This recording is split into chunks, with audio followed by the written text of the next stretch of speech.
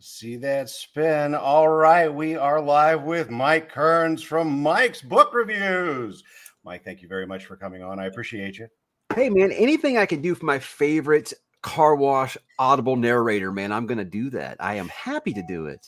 It's canon now, right? Now it's in the car wash and it's going to stay that way. I've We're spoken going to write into it down into the bio. Yes, sir. For those of you who don't know you, would you like to introduce yourself and what you do? Yes, my name is Mike, and I'm a Leo. I enjoy long walks on the beach, reading Stephen King books and talking about them to the masses here on the old tube. And the reason I wanted to talk with you today is for people who don't know you to get to know you a little bit, Sure. and then to realize that there's a new level of your project that's coming up with an entirely new channel.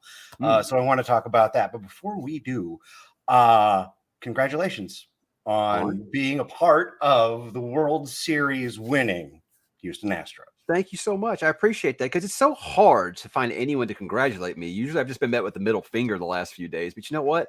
I thrive off that, where I'm a very, very positive person. I thrive off of, maybe it's like because I grew up being like a big wrestling fan. So I'm just like, NWO for life right now with everybody that's just like mad about this. I'm just like, hey, you know what? You can be mad. That's fine. I'm going to go to my second parade in 5 years and be just fine. I'll sleep like a baby with my championship gear. So it's like, I'm fine if you guys don't like them. I love them. I'm from Houston, so no regrets. What was it like this time around? Believe it or not, it was a lot less stressful than I think it's 17. I think that's where I got all my gray hair. The hair what I had when I did have hair then. Whatever, my kids didn't turn gray. The Astros did that year. 19 broke my heart. Last year, I didn't really expect very much because they really were supposed to be better. This year, believe it or not, it was pretty stressful. I think Game 5 was pretty stressful to me just because it was a stressful game. But outside of that, I was like, they steamrolled. They were 11-2 in the playoffs, so it was actually like very low stress. I mean, it was kind of odd. It was refreshing at this age. It really was, not be stressed about sports. So well, that dugout was full of beasts. Yeah. I mean, there's nothing they could do to let you down. I mean, there's always that possibility because, apparently their kryptonite is the NL East. So that was in my head a little bit. Like I said, they play the game for 2019. But hey, how about you guys? You guys fired your coach today and you hired a high school coach. Congratulations, guys. Isn't that great? We have the only high school coach in the NFL. This is pride. Beat the Texans. The Texans tried to do it. Nobody went nuts. And so they didn't do it. So you guys picked up the ball for us. So that means Jeff Saturday is going to win every single game the rest of the year. Good times. Good times. So, yeah, that's the state of the sports of our two cities here, guys. Hey, look, you've at least got something to hang your hat on. And for an entire year, you get to strut in front of everybody. Yeah, it feels good. I'm not going to lie. It feels pretty good. I feel I'm really fortunate that my kids have gotten to experience this. They didn't have to go through the 30 plus years of really, really bad sports. And now before they've hit maturity, they've gotten 2 championships, so, hey, now it's like, now you can't be disappointed anymore, No, just the rest of their lives will be disappointing. Yeah, because they'll think the trends do usually seem to go that way. Yes. Well, I was thinking since the election is tomorrow, we could spend the entire time talking about politics. I think that'd be great. Let's just dig into it. Yeah. I'm so sure I set myself a challenge. You have the opportunity to talk about books all the time. Mm-hmm. So I don't want to talk about books. I want to talk about you. Great. So every time I talk about a book or ask a question about a book, I have to do a shot. All right. So I'm going to. I'm reading this right now. Have you ever heard of it? No. Robin Hobb. Take a shot. How about Assassin's Apprentice? Okay. We can make that work. We can absolutely make that work. Oh, man. So I wanted to, I am curious about you as a person. Mm-hmm. And when I'm curious about stuff like that, I always like to start off with like you as a kid, right? It's a long time ago. Yeah. In your like preteen years, are you a nerd? Are you a sports guy? Are you a little closeted kid that's staying away from everybody? Are you, out running around knocking over liquor stores? Like, what do you do? Oh, no. I mean, I did get in trouble at school, but it was more of a thing of just acting out because I hated school. I think everybody hates junior high. It seems like Yeah, preteen. Yeah, big sports nerd, but I was fat, couldn't play any sports. It was pre-high school. I was just a nerdy Stephen King kid reading the Stephen King book in the corner, getting thrown in the trash can, that kind of stuff. That was stuff when bullying was still really bullying, not saying mean things on Instagram. I mean, like physical stuff. Yeah, it was terrible time for me. Dysfunctional family, divorced, and brother 6 years older than me, so we didn't get along with like anything. So yeah, preteen years were very, very, very lonely and very, very rough. So yeah. So is the relationship with your brother like he'd throw you in a trash can type of relationship, or just ignore you altogether? Just didn't want anything to do with me. Yeah, I mean, I look back on like, yeah, I was annoying. I mean, I think 6 years apart in age, in teenage years is like a lifetime. It really is. So yeah. And just far enough where you're at the point where you're still looking down at who you were 6 years ago. Whereas when you get to 10 years, like there's enough of a break where you're like, oh yeah, I remember that. I can help him. And it's like, it's 5 or 6 years. You're still like, nah, hey, hate that guy. I don't want to be that guy. Well, I mean, we just now talk really. I mean, honestly, at this age, but I still wouldn't say that we have what you call a great relationship, but so let's talk about some happy stuff now. well, hang on. I mean, this is part of it. Part of what it is though, right? Do you feel like part of the reason you get into fantasy or part of the reason you get into horror or sci-fi or the escapism is the idea of, I don't want to be where I am. Sure. And this provides me with a release to go and be somewhere else. Yeah, I took one of Alan from Library of Alexandria. I took one of his tag questions one time, and it was like, if you could tell your preteen self anything, would tell him. I just said that it gets better, that things will get better. And yeah, that is why I buried my head in books and comics and video games and being a statistician, watching, doing like actual like keeping score of baseball games. Does anybody remember this? Where you actually would like keep actual score on baseball games? And I don't mean like, hey, the score's 2-0. I mean like 6-4-3, things like that. That's why I kind of I think that's where I actually kind of first fell into, statistics and data analysis and stuff like that before like Sabermetrics took over baseball. But yeah, that very much is why it's like that, because it was a very, very sucky childhood. So, I think that's one of the reasons that I got to where I am now, and why I had to create a community like this to say, hey, look, there's other people who think that books are amazing, Yeah, no kidding. So like, what were your first reading experience? Like, were you genuinely Stephen King from the time No. Okay. Honestly, with Stephen King, I kind of made that was kind of a joke there. I wasn't reading Stephen King as a preteen. That didn't happen until 1990 when the It miniseries came on, and grew up in a highly religious household, and that was like the first time that my mom was like, okay, well, it's on ABC. It can't be that bad, and that just kind of opened up the world to me. No, before that, it was, Treasure Island, The Hobbit, things like that. Whatever I could find in my brother's bedroom, which was mostly traditional fantasy, Shannara, things like that. Yeah. Conan the Barbarian, so. Yeah, okay. So that kind of list you put together of like 10 books to introduce people into fantasy, that first half of it really kind of was your childhood, right? Pretty much. Yeah. Narnia, things like that. Mm-hmm. Mm-hmm. So when you got through middle school, did you crack directly into King? Was it all King all the time? Were you all over the place? It wasn't really until I was in high school, honestly. We moved to Texas in 93. My mom's sister had cancer, and it wasn't going well. So they wanted to be, they were very close. So she moved me out here. And like I said, I was so miserable, in junior high. I thought that was the perfect time, really, between 8th and 9th grade, making that switch and kind of anyone can have like a fresh start when you hit high school. So I moved out here that summer, didn't know anybody. And the apartment complex we were at had like a little library that you could check books out. And I found it there. And I was like, oh man, I love that miniseries. But I had to keep it a secret. I had to hide it from my mom, because she was still pretty much like, oh no, you're not reading that satanic stuff in my household. So I did. It was basically every night when she'd go to sleep, or if, she was working or something, that's when I would read. And it took me like the whole summer to read it. And then once I got into the school, that freshman year, found out they had just like an amazing library at my high school. And I just read every single Stephen King book that I could up until I got caught up with everything except Dark Tower, because they didn't have Dark Tower there, but they had everything else there, which is amazing to think they had Stephen King in my high school library, and Lovecraft, So sure. Yeah, that's just kind of how I bury myself into it. But, by that point I had lost the weight and gotten athletic and played baseball and, learned to sing and all this stuff. So I was actually able to make friends once I hit my teenage years. So were you a jock and a nerd and a performer all at the same time? I know people always thought that you had to be one. Like, I get this a lot now. Like, people think that, oh, if you're a big book nerd, you can't like sports. And I was always like, what? Or like, if you were a metalhead, you couldn't like sports too. And I was like, these are two great things, Metallica and baseball. I mean, who doesn't like both of these things? It was weird to me that I always felt like that. I mean, or that I liked comic books before the superhero movie boom really happened. I remember in high school getting just picked on because I wore a Flash t-shirt underneath my baseball jersey one time. People were like, oh, fucking dork, but it's kind of weird to think back about it now. But yeah, I always thought that there's room for all of these things, man. Why do you have to I don't know. I think it was one of those things that maybe it's because I was picked on when I was younger that even when I became a jock per se, I was still like, okay, yeah. But I also sing in the choir, and I also have friends that play D&D and stuff. So it was just like a melting pot for me. Right. People really love to put up their divisions, and you can only be this or this. And you especially do a great job of kind of merging between the two.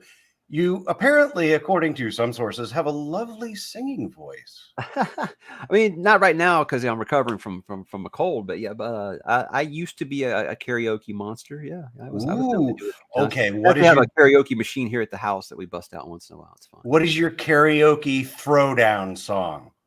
Someone wants your best. It depends on how good the competition is. If I'm at a place and there's someone else there that's really good, anything by Bad Company, because I have the same vocal line as Paul Rogers, which sounds like a humble brag. It's not that I'm saying I'm as good as Paul Rogers. I'm just saying that I feel like that's what I can belt the best is anything by Bad Company. So that you can wipe out anybody when it comes to karaoke. I'll bust out a little rock and roll fantasy, and they're all like, all right, this guy came to play. Yeah. And people are probably like, who are these two old guys talking about right now? Bad Company. Yeah. Look them up, kids. It's great stuff. You're missing the good music, boys and girls. I was talking about Steve Miller earlier today, and people are probably like, who is Steve Miller? Well, a couple of different facets is one of the things that I'm interested in. Mike, the book reviewer, we know Mike, the husband. I got the opportunity to have a couple questions with patients earlier. And one of the more interesting stories was that you and patients decided to be traditionalists the night before the wedding and slept in different places, and she's going to get her dress, and we're going to come together on the wedding day and do everything the way that we think it should be done. You decided to pull a trick on her or give her a little surprise during your wedding day. Is that right? Oh, okay. So I was like, wait a second, what's she talking about? Okay, all right. So I haven't seen these questions that he asked her, guys, so I don't know about this. I feel like I'm on the Love Connection or something. Yeah, I decided that I was sometimes, because we were just turned 30 when we were getting married, and that's still at the age you're still kind of like embarrassed because you get your first gray hairs on your temples or something. So I decided I was going to just touch up my hair to get the grays out for the wedding photos. Turned out I got the wrong color. My hair was like black on our wedding day, and it was totally embarrassing. But the pictures turned out fine. It is one of those things where she'll still look at it and be like, "Yeah, I still don't know that black haired man that I married, but hey, I'm glad that you like the photos." So, yeah, it was here she is with this, professional dye job to make everything look perfect. And she looked like Jessica Rabbit. It was amazing. And I come in there looking like, I don't know, a Walmart $4 hair dye. It was, Hey, lady, you want to get married? Yeah, it was quite a shock to her when I was like, maybe it's not that bad. Maybe it's just the lighting in the house or something. And I got there to see her. She's like that when she sees me. And I'm like, oh, no. Yeah. So I want to talk also about Mike, the father. Now, you had a relationship with your folks that was bumpy. So, and you've got your kids now. How are you approaching that differently than what your parents did? Are you like 180 in the way that you're going at it? Like, how are you approaching that relationship with your kids and raising them? Just making sure that I'm always there. I mean, it sounds funny to say this because, you have to put your face on YouTube. You have to take selfies to make thumbnails and stuff.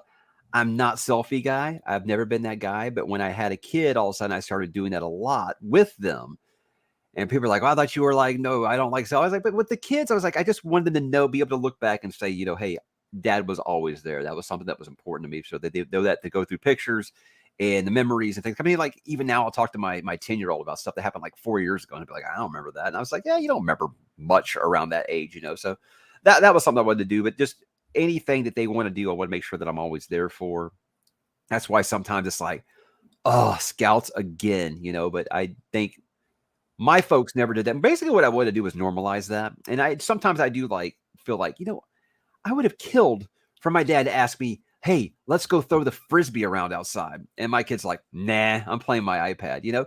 So I think I've normalized it to a point now where they don't even know any differently, but that's the way you kind of fix things going forward is now they'll know that's normal behavior with your kid. That was why it was real big for me to go back to school when I did. I wanted them to know that, no, you could take a break, but you go to college, you know, things like that. You go to trade school or something, you get your higher education. So just things that I always would say I wanted to do better. And I just made it a point to do it once I had kids. And you'd be surprised how much those little fungus grow on you and make you do things that you never thought that you would do. Right. Yeah. Like being a scout leader.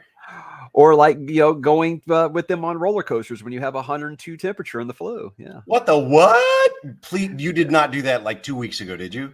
The flu was coming down with medicine by the time we got to the roller coasters. But when we were on the vacation in the underground caverns, I didn't know where I was. I was basically Gollum in the Misty Mountains and had no idea where I was. So yeah, that's stuff that you'll do for your kids that you wouldn't do otherwise. You just be like, no, I'm just going to pass out now. But yeah, you'll do crazy things for your kids. Well, and you've got the opportunity to advocate in so many different areas. It's not like you're the sports dad and everything that they do has to be sports related. You've got this panoply of things that you can go, oh yeah, try this, try this. We were real big on, look, you're going to do something extracurricular because you got to learn teamwork and to, you know, not be a freaking shut in and never doing it. You get enough of that from me. I stay home all the time, but I'm like, you're going to do something, but I'm never going to make you, I played baseball, so you got to play baseball. I was never going to be that type. So it really just kind of left it up to him. And he took a year off of baseball for during lockdown, and none of the other kids did. So he was a little behind. And so his last year in Little League, he was the worst hitter on the team. It just like broke his heart to where he just said he didn't want to do it anymore. And I'm like, that's fine, man. That's up to you. And now he just does, you know, scouts. He wants to go all the way to Eagle Scout now. So I'm like, okay, cool. That's what you want to do, man. That's cool. As long as you're doing something, that's all I care. And I know he'll get to high school and he'll decide he wants to play soccer or something and it'll change. But, you know, as of right now, he's all in for that. Yeah. Well, there are worse goals than Eagle Scout. Right. Yeah, it's all, it looks good on a resume. It does. Looks better than me being like, hey, I got a 3.94 GPA. You know, the thing about that is it's so important to you when you're in school and then you're in job interviews. No one asks what your GPA is. No one. Yeah, I figured that out my last year of college and just kind of stopped going to class. Well, you were surprised going back to school as an adult, how much more seriously you take it. It's weird because when you're a teenager, hey, it's the first time you're away from your parents. Oh, check this out. I can stay up as late as I want. You know, I can go talk to these cute girls all I want and not worry about school tomorrow. If I miss it, who cares? I'll make it up later. You're an adult. You're like, no, if I get anything less than an A in this course, I feel like a slacker. What am I doing? You know, so you can tell people, no, I have to go study. I can't do that tonight. You can't do that when you're 18, you know? Right. Well, and the difference is you're paying for it. Well, I actually earned a scholarship. That's what's really wild about this is I went back because my employer at the time, the one that I have before now, they would pay 90% of your tuition, but you had to get as long as you got an A or B, they would give you back 90% of your tuition. So I went and got my 2-year degree on that at the time, and then the company got acquired, and I was going to be out of a job. So I was like, the last thing I'm thinking is I'm going to put myself through school with no job. So just for fun, I saw a thing come up about a scholarship, and I was like, well, what could it hurt to apply for it? And out of like 4,000 people, they picked 4, and I was one of them. And it's why? It's because my interview skills are amazing. So when I had a panel of 3 people to interview with, I mean, if you've watched the channel, you know I can talk. And yeah, I know that interview. So I got the last 2 years of my business school. The expensive part, as Sam Houston actually paid for. So it was very, very nice. That's fantastic. It was, and it was nice to be married to someone who was an educator, because it's not hard to go back to work if you're an educator, especially in Houston if you speak Spanish. and my wife speaks fluent Spanish. And so she was like, hey, I was like, I got a scholarship offer. I have to go full time though. And she's like, I'll tell you what, because at the time she was staying home with the kids. She was like, let's just flip, because I did it online, did school online. She's like, let's just flip. I'll go back to work and, you stay home with the kids, do online schooling. And it was a tough 2 years. It was very, very hard staying home with children and doing, business statistics, at the same time. And her working at a job that she wasn't really fond of. She's at a great school now, but at the time she had to take what she could get at the time, and it was a rough 2 years. And it was real struggle, but we made through it. It was all for the better. Definitely was. So in the reasons that you did that, was it mainly I want a better job or a job that's more appropriate for what I want to do? Or was this kind of I want to be an example to my bit of everything. A little bit of everything there. I think that, when I first started doing it, was just like, I just want to make more money. I just want to make more money. I want my kids to have a better childhood than I have, kind of thing. Because they kind of grew up a little below the poverty line. So I wanted to give them a better life. But after it's going to sound really hokey. It's going to sound like some kind of, infomercial you're watching or something here. Come on, Tony Robbins. Make it I wish. But it was one of those things where after the company got acquired and I was deemed non-essential, and I was let go with severance. It was one of those things where it's like, you know what? I want to go back to school and make myself irreplaceable. That's something that and I think that's where I said, like, I get ambitious. I got ambitious later in life than most people did. That's when I said, you know what? I have been settling my whole damn life. It's time to make a change. So it took me until I was, almost 40 to do it. But that's when it really kicked in for me. Wow. Late bloomer. Well, it sounds like you blossomed in a lot of different ways and then came to level 2 and then expanded. With me, it was also one of those things of like, well, that's the way it's always been in your family. I'm a first generation college student. No one in my family has ever went to higher education before, so it was just one of those things where you think that's normal. That's something. So that's why I said, look, my wife's got a degree. Why don't I go get my degree and show my kids this is normal? This is what you're supposed to do. So yes, kids influenced it. Wanting to be paid more obviously influenced it. But like I said, I was tired of not feeling like I was an essential employee for somebody. That's never a great feeling, So something I wanted to say, that I wanted to make myself irreplaceable. Yeah. It's a little bit of defense, a little bit of armor. It's like, no, I'm protected. Yeah, I think so. So we've got Mike the husband, we've got Mike the father, we've got Mike the artist as a singer. We've got Mike the sports. No, we got Mike the romantic. Let's talk about Mike the creator. Okay. All right. Who the hell do you think you are? I have no idea. I still haven't figured it out. I'm still learning. So it takes some huevos to put yourself out there and say, I'm going to talk about the things that I love and I'm going to give my opinion and I'm going to make the assumption that somebody is going to find this worthwhile. How did you start? Why did you start? Well, it was kind of a weird journey because I never planned to do this. It was a complete happy accident. I actually started doing sports writing. I wanted to be a sports writer for a long time. I'm an average writer. Okay. I'm not that great. And was very opinionated when I was younger. It wasn't until I got older, I was like, hey, you know what? This difference of opinion thing was great. Basically around the time when people started being like, agree with me or else, was when I was like, man, I miss differences of opinion. So that was really kind of when it changed. Late bloomer on that as well. But I started with sports writing and decided it wasn't really for me, but people really liked hearing me talk about it. And so I started podcasting, and I podcasted about sports, the Rockets and the Texans, for 4 years, maybe, or whatever. And I think that's really where I got to the point to where I could do this talking thing and not have to be, and I could always fill out space. And I always felt like I was able to think 3 sentences ahead at one time. And that's why I think when I moved to this, it was an easy transition. Sorry, I was reading Mason's comment. It was an easy transition for me because I was like, okay, well, the podcast that I do now, and this is the time when I had actually moved to talking about media, talking about comics, movies, video games, TV, basically what I'm doing with the secondary channel now. And the thing was, my co-host, one of the greatest guys I know, Danny, love him to death. We're still very, very close. In fact, we've had this text thread going for 5 years about baseball. And it was like a full, all the way full circle the other night. Anyway. Yeah. So that thread is 5 years old. 5 years old. I mean, it's like a group of guys that we just always would just talk about sports, because if you've been on Twitter, you know it's a hellscape. And sometimes you just want to talk to your friends, without all the people interjecting, or especially when you're an Astros fan, having to hear, about how much you suck. I got to do a timeout real quick because I am very curious. Why did you quit Twitter? I got bullied. Why did you come back? I got bullied.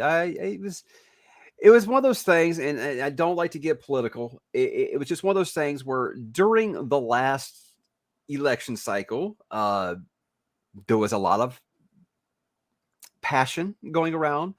But one thing on Twitter is a lot of people were just making jokes. And so I started making jokes just like everyone else was. And apparently I made a joke the wrong way. And I can look back on it and be like, yeah, that was very, very stupid, because I had an account for the channel and I had a personal account, and some people followed both, and they saw the ones I put on my personal accounts and they shared it with the world, and it didn't go over well. And it was one of those things, like, I was like, yeah, that was very, very stupid. But as you know, with Twitter, they don't accept an apology or anything. So I was like, I'm just going to kind of go away, because basically after I got told in a direct message that I hope you and your retarded son die in a fiery car crash, and I reported it to Twitter, and they told me, oh, we don't find anything wrong with this tweet. And I was like, all right, I don't want to be a part of that platform anymore. I'm good. So basically I took about a year plus off. Not going to lie, felt like I needed to grow up a little, on my own, because you have a public platform. You shouldn't do stuff like that. I got that. Okay. I think that it would have been nice if people would actually ask me instead of making assumptions. But again, I'm not going to play the world's smallest violin or anything. But I felt like when I came back, I was like, okay, I can learn to keep jokes that I think might upset people to myself. Really, I missed sports talk, because there is literally no place else on earth you can talk about sports as easily as you can on Twitter. I just talked about it being a hellscape, and it can be, like I said, especially when you have a team that went through a scandal. That's going to happen. But it was just like, what are you going to do? Reddit? You do messy. Remember, go back to bulletin board systems like I did back in the 90s. I was like, you can't go backwards. You can't go backwards. So I was like, I missed a lot of those people that I got to talk sports with. So I just said, when I went back, I was like, basically, if you wouldn't say it on the channel, don't say it on your Twitter account, is basically how I went about it. And just like, be cognizant of just some things, just don't talk about it, because the same rule that I have on the channel, don't talk about these things that are going to piss off somebody, just keep it professional. And that's just kind of what I do. The whole thing about sports is I've listened to, when you have a public account like I do, you've got 80,000 something people watching your channel, and almost none of them are from your town. I've had to listen to all the Astros stuff, for 3 years, and I zipped my lip. And the last few days, I'm not a shit talker when it comes to sports. I stopped doing the "my dad can beat up your dad" thing when I was in elementary school, so I've never really been that. I mean, I like to clown Yankees fans just because they're jerks. But with this, it was just like, I'm just not going to say anything. I'm going to let the team do the talking for me. But the last couple of days, I've kind of lipped off a little bit. But, outside of that, I'm like, yeah, I just said I'll go back to Twitter, but I promised myself, behave. If it's something you want to see on the channel, don't tweet it. So. When you win the World Series, you're allowed to strut. All right, untime out. You spent 4 years doing just about sports, and then me and Danny did the other one, Geek Media Corps. We did that for about 4 more years. So it was like I had about 8 years of podcasting experience at this point. That's back when I still believed I was going to get a job on radio. Oh, sure, okay. And so the thing was, he was having a baby, and he was trying to buy a house and stuff, and he was getting busy. And I knew that the podcast wasn't going to last forever. It was just something that it would be fun to say. But I see that, Jason. Cute. That's all I'll say. Right there, baby. Right there. Second parade in 5 years today. Anyway. Here, we're going to support Texas. My podcast host was not into reading outside of comics. And so I just said, I am going to be reading Wheel of Time. I want to talk about the Wheel of Time books in like a video diary thing. That's what I'd meant to do. I didn't know BookTube was a thing at the time. I didn't know anyone cared about people's opinions about books. It was always one of those things that I kind of did that people would always be like, what are you reading for? Do you got a test? I'm like, what am I reading for? Jesus, that's the dumbest question I've ever been asked, right? But I just put those out there as, like I said, like a video diary to help me remember what was going on in Wheel of Time, because I didn't think I was going to fly through 14 of them in a year. You know, I wanted to be able to say, hey, if I take a break, I can go back and remember what happened in each book. And I did like the first 3 of those. I recorded it, and then I was like, okay, I'm afraid my computer's going to crash or something, so I don't want to just keep these on here. So I just uploaded them to the YouTube channel that I had for the podcast.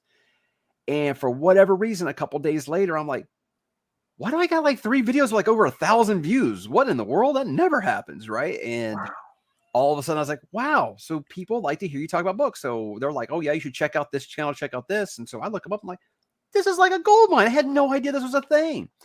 So I decided, hey, well, I'll just see, is this Wheel of Time that's popular, or am I pretty good at this? And so I talked about another book series, and it did really well. I said, okay, well, I guess this is what I'm doing. It was right around the same time that, like I said, my podcast host is like, hey, you're having success with this, man. Go all in. You know, if we ever want to get back together, we can do that kind of thing. And it just kind of took on a life of its own after that. So who do I think I am? Very lucky. I think that's who I am, because I never would have expected that people give a damn about what this old dude thinks about books, you know? So there we are.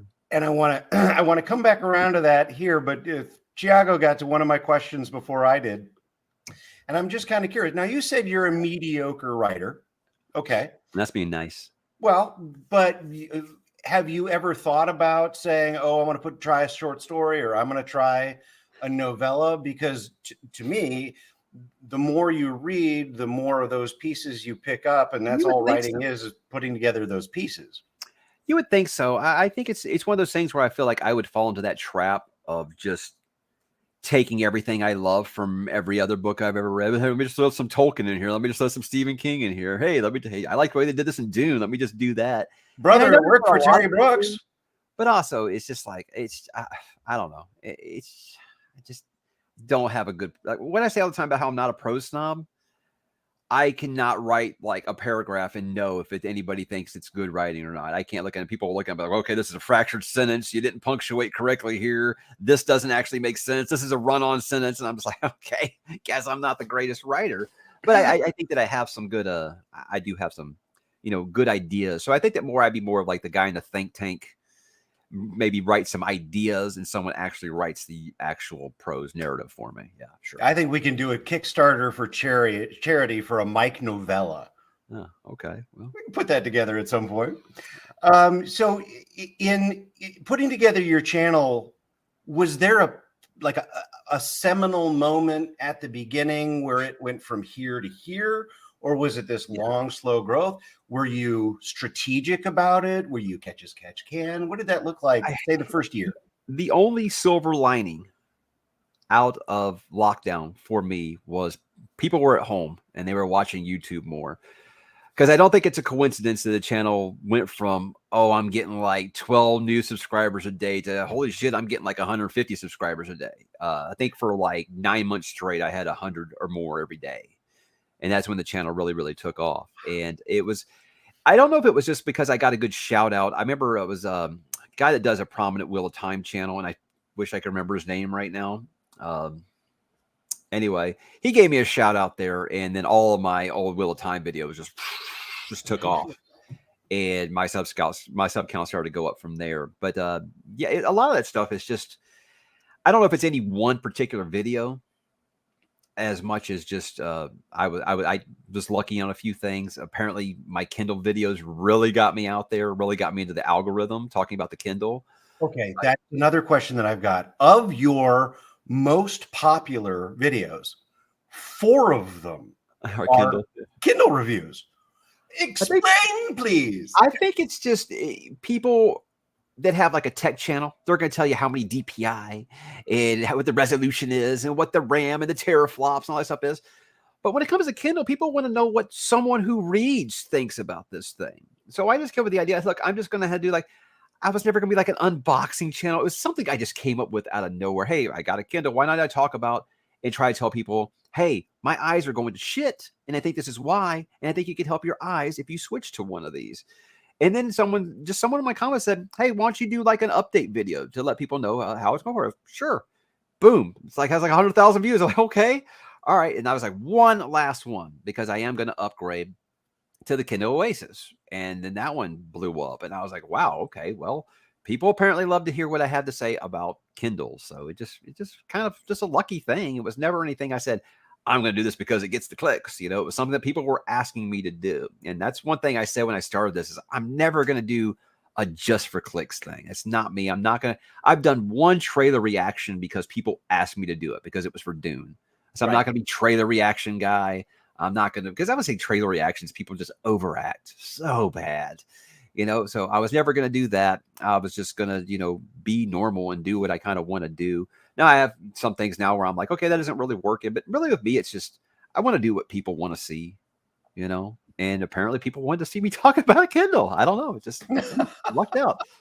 So not strategic, but I mean, is it fair to say that you're following your heart and doing what you want to do? I think so. I think so. If not, I think I've said before that because people, main question I get all the time, besides you ever write your own book, is have you ever thought about doing this full time? I'm like, well, no, I didn't go back to business school to do something I could have done when I was a teenager. Right. For one, there's no guarantee that this YouTube thing's ever going to last. You know, you feel like tech bubble's got to burst eventually or something new's got to come along. That's how technology works. Yep. They don't pay 401k, you know, they don't pay medical, you know? So I was like, no, it's nothing I'll ever do full time. So I want to keep it something I love. And I also felt like if I took it full time for like a career, I'd start making videos that I don't want to make. You know, yes. You start chasing those views and all of a sudden. Yeah, I didn't want to do that. I didn't want to just talk about stuff that I know is, you know, what is really, really trendy. I start making TikTok videos where I dance and stuff. And I was like, I'm never going to be that guy. I'm never going to be skits guy. Even though I said today, as I opened a video talking like a pirate, that's the most I'm ever going to do is those cold opens that I do for my videos. I feel like if I'm going to do anything somewhat humorous, even though I don't think I'm funny at all, I will do something really small like that. And the thing about that today is a lot of those things, I just take my kid's advice. And my kid, my youngest loves it when I do the talk like a pirate thing. I told him I was going to be talking about a pirate book. And he's like, you should do it in your video. And I'm like, he brings me his pirate hat. And I'm like, okay. So that's why I did it. You know. So. Well, everybody liked the Kindle videos except for Amazon, who refused to send you a Kindle. When the new paperweight came out, what can it hurt to ask, right? I just said, hey, you know, I could look on my Amazon affiliate and see how many Kindle Oases I've sold for you guys and Paperwhites. I was just curious if you guys would send me a demo to use to review, and I'll send it right back to you. And they sent me the very short, no, we're not looking for that right now kind of email. I was like, okay, all right. So that's why it's hilarious to me when someone's like, oh, you're taking them Amazon checks right now. I'm like, yeah, they love me. Trust me.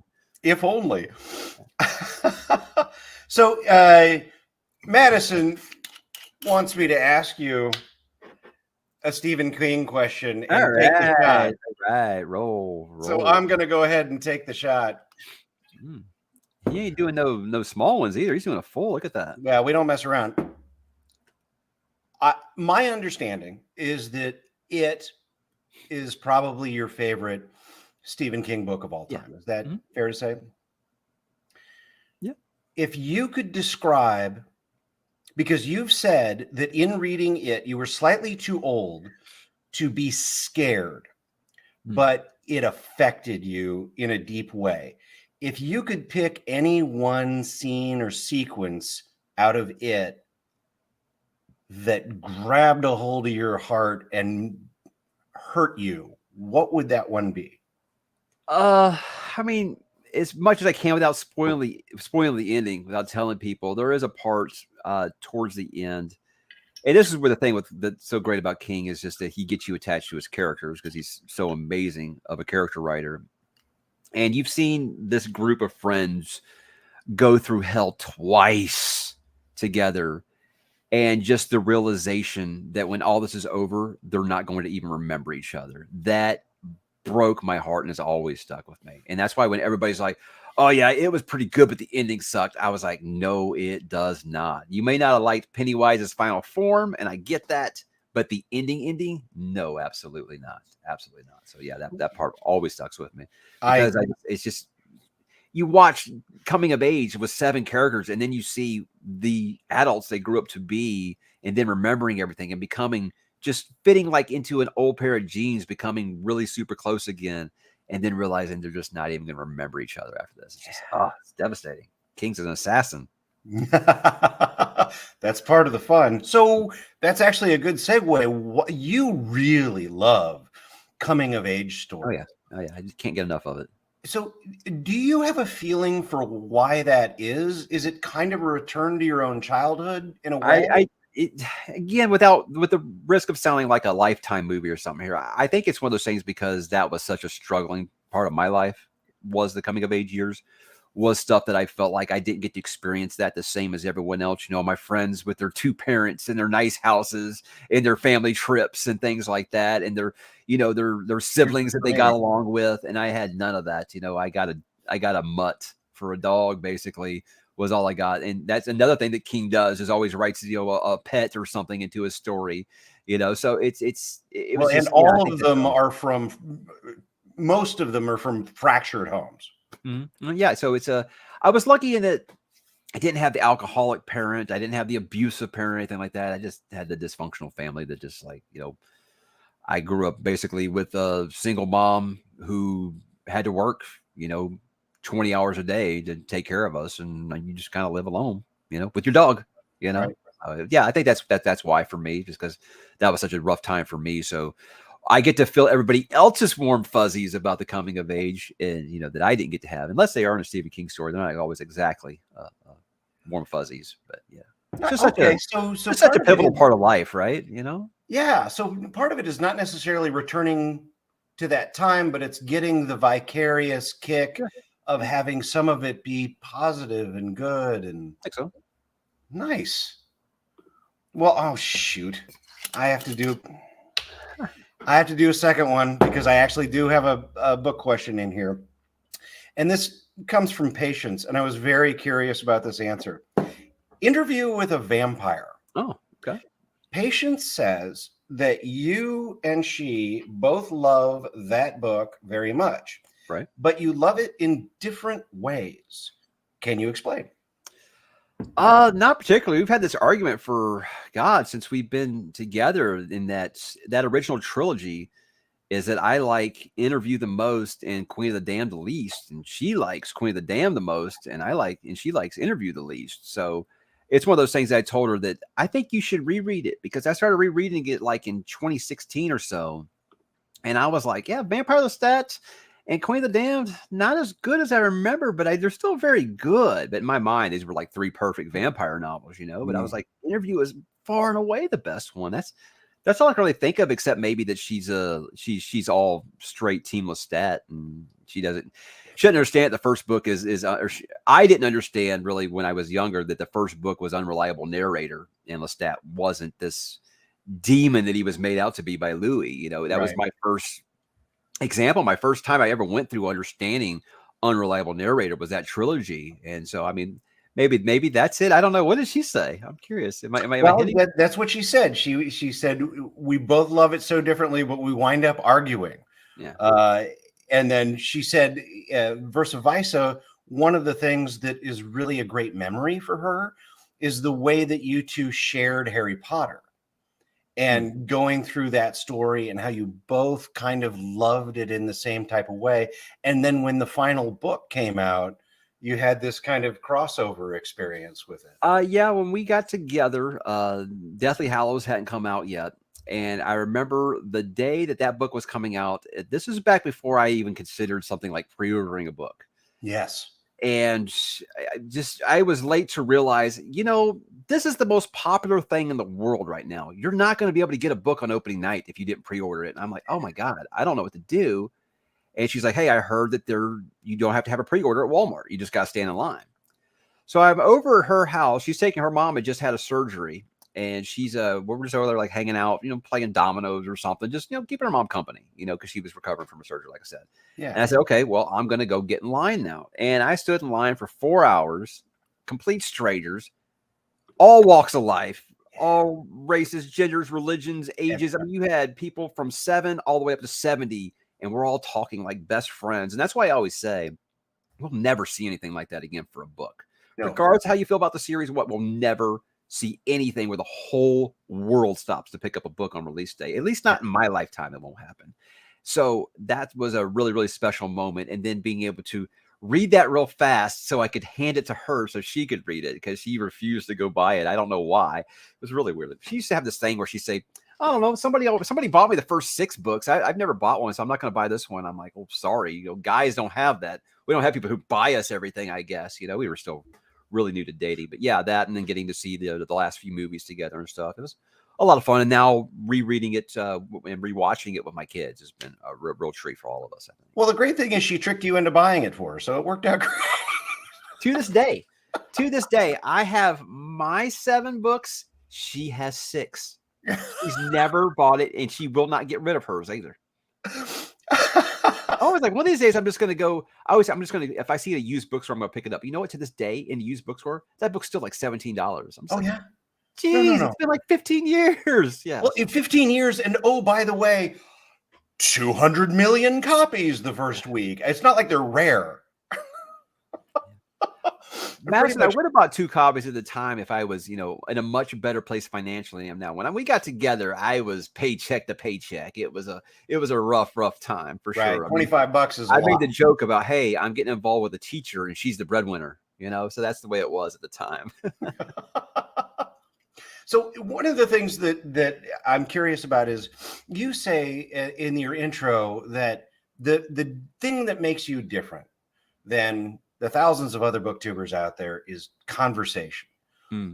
Yeah, when I first started the channel, something I said I was going to do is I was going to respond to every single comment, whether it's positive or negative. And really what I think the key to is someone's being negative is fill them with kindness. They don't know what to do.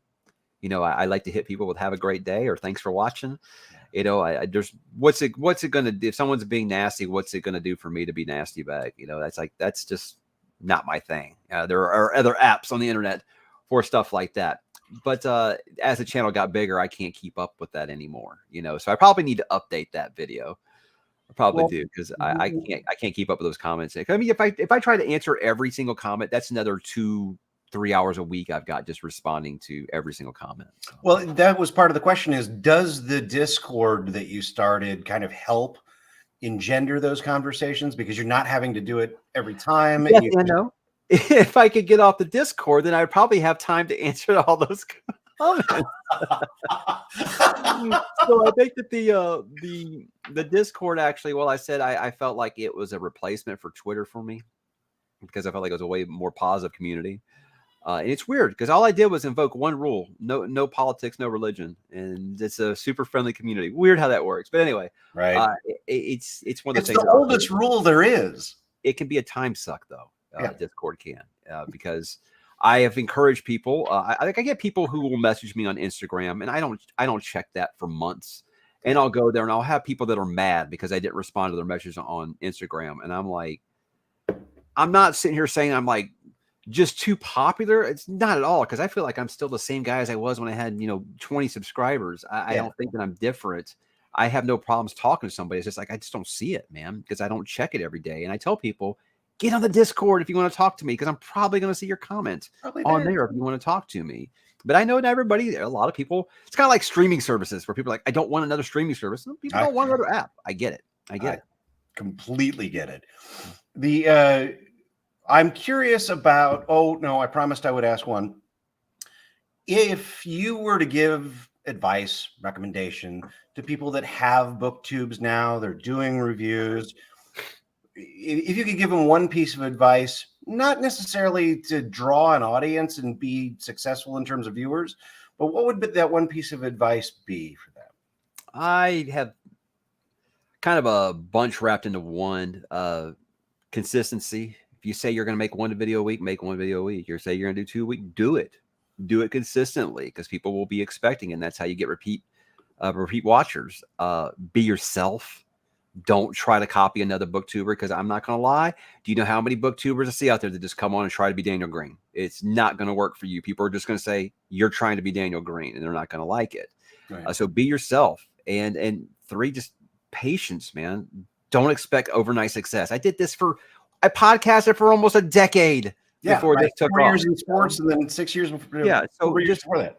Be patient. It's not going to happen overnight, but network. talk to other booktubers, things like that. Don't just drop on other people's Discord and spam your content and never be part of the community. If you go into somewhere like a Discord and you be part of their community, people are going to be wanting to check out your stuff. They're going to want to give you a try. So just be friendly, get out there, talk to people, and just, like I said, consistency, be yourself, and just don't expect overnight success. And the last big one is the new channel. Why did you've got this amazing thing going on. You decide you want to do more work in your spare time. Well, as you can see, since I haven't put out a video on there in like 10 days, it really is just consistency, Mike. Consistency is key. Well, with that one, I said the secondary channel is going to be just a whenever kind of thing. I like to kind of put stuff out there, but honestly, this last week, it's just postseason baseball will kind of take over your life if you let it, if you have a team that's in it. And that did kind of dominate my time. That combined with all the scout stuff, it just really, really got to me in the last week. But with that was just whenever I want to talk about things other than just books sometimes. And I felt like whenever I would try to do that on the channel, people were basically, in as polite terms as they could, telling me to stay in my lane. So I just said, hey, I can have that secondary channel to put some of that stuff on there. If I want to talk about, the best Mike Flanagan movies, I can do that and not feel like I'm alienated any part of my audience. So really, it's just, just respecting my audience in a way that, like, I know they're here for the books. So I want to talk about the books on the channel. It's still going to be my number one priority is that channel. But, hey, if I want to talk about why this John Carpenter movie is the best Halloween movie ever or something, I got a place to do that now. It's Halloween 78. And one of the things that you said about Flanagan that I thought was great, that he wouldn't change the ending of a Stephen King book in order to make it more hopeful at the end. It's like, I respect him for that. That's awesome. Yeah, but I also respect it because he said he would make changes to the ending of Dark Tower. And it was all the things I didn't like. And that's why I was like, me and Mike Flanagan, man, we are like... Well, one of the I want to end this section with one of the things that I thought was amazingly sweet from the things that Patience said. And she said the one thing that she wished more people knew about you is that you are really hard on yourself and kind of demand perfection. And as rough as anybody in your audience can be, you are rougher on yourself, and sometimes unnecessarily so. That's and true. The idea of her seeing that as you driving toward a goal and perfection, I thought was incredibly sweet. Yeah, I'm a perfectionist to a fault. I mean, I have my style and I stick to it. I said I'm always going to be one fixed camera angle. I'll try new things, but I'm never going to be a CGI guy or, like I said, skits and costumes and dance routines and stuff. I know my strengths. It's just talking. So I'm going to stick with that. But I do the thing where I will spend 3 hours editing a video that I know 1,000 people maybe tops will watch. And I notice some channels are like, I would love to have 1,000 viewers. I'm just saying, like, when you go by numbers and the percentage of your audience, when less than 1% of your audience is going to watch something and you spend that long on it, that's a problem. Like when I went back to work, I said, okay, I'm going to go back down to like 2 videos a week. Nothing changed. I have the same schedule now as I did when I was not working. And that's just a part of my work ethic. It's just, like I said, staying consistent and, taking the good with the bad. This content creation thing, man, peaks and valleys. You will have like an amazing month and you'll think, oh, it's a snowball effect. Everything's good now. And then the next month, snap you right back to reality, and you just got to keep with it. I hate to say keep grinding because I sound like, some athlete on Twitter or something, but it's true. You just got to kind of take the good with the bad kind of thing. But yeah, I do take some of this sometimes. I'm just like, who cares if you only put out 3 videos this week instead of 4? Yeah. Who cares? No one's going to care.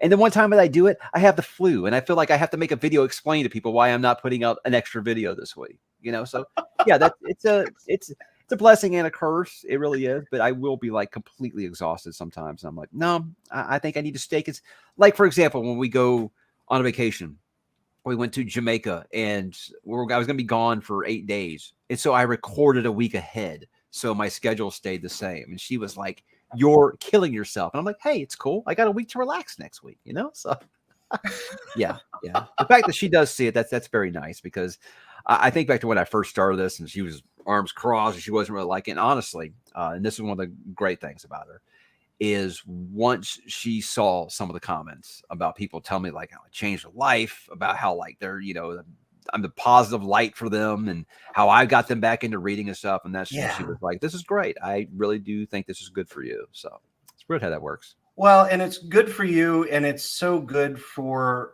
so many people in the audience as well.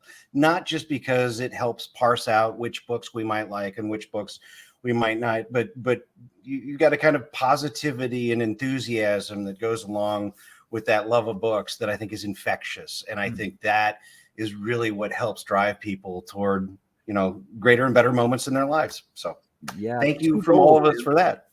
Hey, my pleasure. I mean, I'd love to hear it. That's what people all the time be like, hey, sorry to bother you. Just want to let you know, you brought back my love of reading. And I'm like, man, don't apologize. I love it. I mean, two reasons I wanted to do this. One, I wanted people to be able to talk that disagreed again.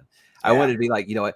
I hated this. I love this. Hey, let's talk about it. You know what? We can still go get a drink afterwards. And still I wanted to do that. And I felt like there was so many people that I knew in real life that I was like, this book is really amazing, man. You got to check it out. And they'd be like, I'll wait for the movie.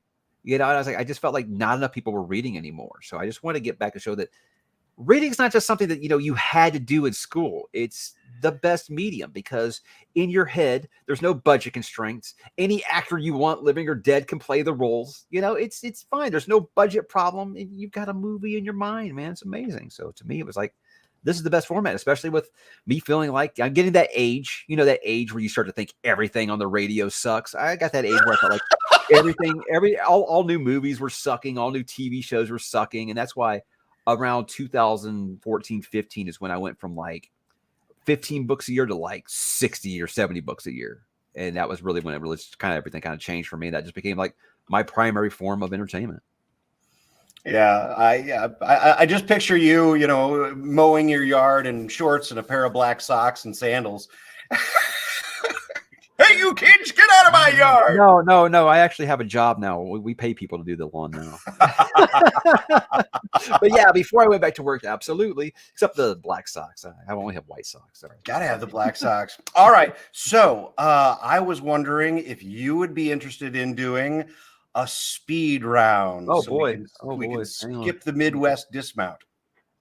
Thank you, Madsen. You're very, very sweet, even though you read about 185% faster than I do. Yeah. So, she just finished, by the way, Lonesome Dove. I know. I'm reading that next year. Going to be reading that with my wife next year. Yeah. You've got it down the line. Yeah, I'm looking forward to you reading that book. I think you may enjoy it. You are a fan, eh? Oh, yes, sir. Oh, great. One of my favorite characters of all time is in that book. So we will do a speed round of 2 minutes. And at the end of that 2 minutes, we will conclude our evening. All right. Are you ready? 2 minutes. Ready to go? Sure. 2 minutes with Mike begins now. What is the worst style choice you ever made? The worst style choice? Jinkos. If you were a wrestler, and we know you're a fan, what would be your entrance theme song? Rock and Roll Fantasy by Bad Company. It's my karaoke jam. Ooh, yeah. Michael J. Sullivan or George R.R. Martin? George R.R. Martin, always. If you could bring back any fashion trend, what would it be? The rat tail, because it's just hilarious to look back at those pictures. It's like an upgraded mullet. What was the name of your first car? Chevrolet Spectrum. Ooh. Wait, did it have a name, or was it just what did I name it? Yeah, we named it the Silver Bullet because it was a 4-banger and it was super slow. It was kind of ironic that one. And does your current car have a name? Yes, Caraxes, named after Daemon Targaryen's dragon, to Red Dodge Challenger. Nice. If you could describe one perfect viewer for your channel who has not discovered it yet, who would they be? Someone who just is able to try new things, not just stick just to one fantasy author. You want to try new fantasy authors, you want to try a little bit of horror, a little bit of sci-fi sprinkled in, and someone who's just, going to try everything that they possibly can before they die. All right. If you were on a deserted island with either your worst enemy or no one, which would you pick? No one. People suck. All right. You got to choose one or the other, horror or fantasy. Fantasy.